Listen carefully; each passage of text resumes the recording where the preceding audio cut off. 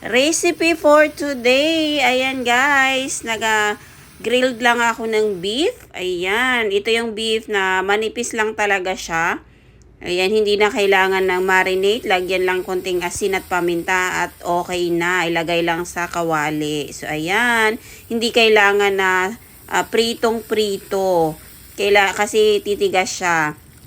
Nagluto din ako ng tofu. Ayan, ginisa ko kasi lalagyan ko siya ng pork at saka mushroom. Ayan, pag naging brown na yung tofu guys, igisa ko siya sa bawang at ilagay yung ating pork. So, ganun lang kadali ang ating recipe for today.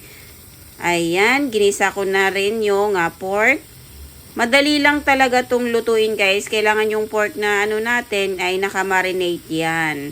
O 'di ba, para malasa naman. Ayan, hinalo ko na yung aking mushroom. Nilagyan ko ng soy sauce, paminta. So ganun lang kadali guys. Ang nagpapalasa at nagpapasarap kasi nito ay ang mushroom. So ayan. Luto na guys at ang yummy nito. Kaya kung meron kayong tofu, mushroom, ayan, pwede nyo na siyang igisa lang. Huwag nyo nang lagyan ng tubig dahil magtutubig ang mushroom. At nagluto na rin ako ng pechay.